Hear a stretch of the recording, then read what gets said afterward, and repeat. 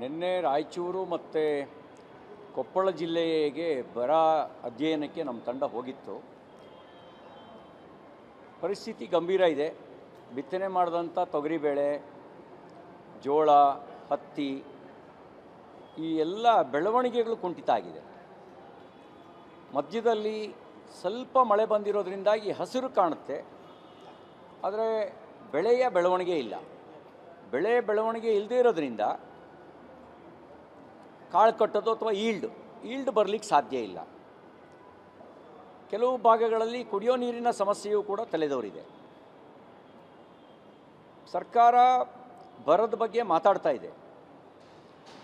ಬರಪೀಡಿತ ತಾಲೂಕುಗಳನ್ನು ಇನ್ನೂ ಡಿಕ್ಲೇರ್ ಮಾಡಿಲ್ಲ.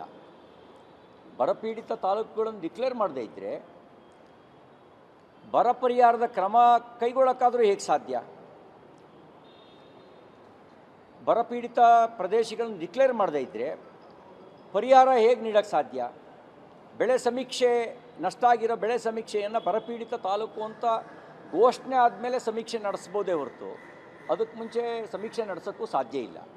ಹಾಗಾಗಿ ನಾವು ಈಗಾಗಲೇ ಸರ್ಕಾರಕ್ಕೆ ಆಗ್ರಹ ಮಾಡಿದ್ದೇನೆ, ನೀವು ಬರಪೀಡಿತ ತಾಲೂಕುಗಳನ್ನು ವಾಡಿಕೆ ಮಳೆಗಿಂತ ಕಡಿಮೆ ಆಗಿರೋದು ಯಾವ್ಯಾವ ಪ್ರದೇಶ ಇದೆ ಅದನ್ನು ಘೋಷಣೆ ಮಾಡಿ.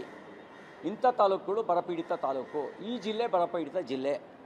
ಅದಾದ ನಂತರ ಬರ ನಿರ್ವಹಣೆಗೆ ಜಿಲ್ಲಾ ಮಟ್ಟದ ಟಾಸ್ಕ್ ಫೋರ್ಸು ಮತ್ತು ರಾಜ್ಯ ಮಟ್ಟದ ಟಾಸ್ಕ್ ಫೋರ್ಸ್ನ ಮಾಡಿ.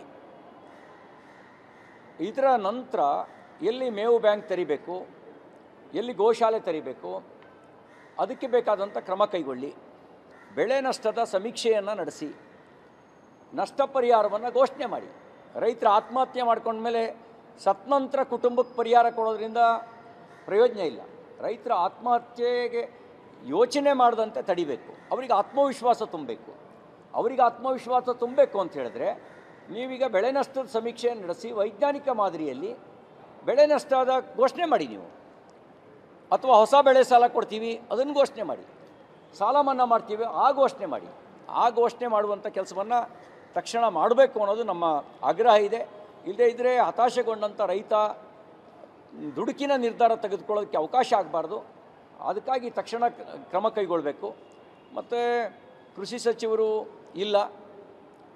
ಇಂಥ ಸಂದರ್ಭದಲ್ಲಿ ಕೃಷಿ ಸಚಿವರು ಇರಬೇಕಾಗಿರೋದು ಅವಶ್ಯಕವಾಗಿರೋದು.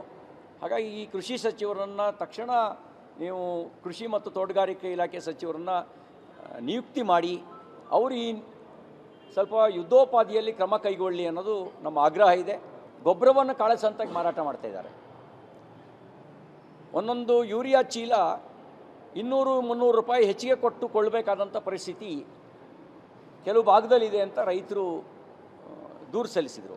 ಸರ್ಕಾರ ಹೇಳುತ್ತೆ as per the demand we have A stock ಅಂತ ಹೇಳುತ್ತೆ.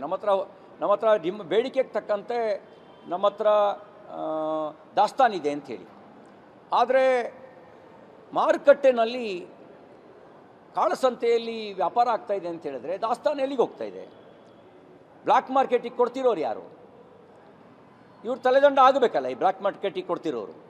ಇದ್ರ ಬಗ್ಗೆ ಗಂಭೀರವಾಗಿ ಆಲೋಚಿಸಬೇಕು ಅನ್ನೋದು ನಮ್ಮ ಆಗ್ರಹ ಇದೆ.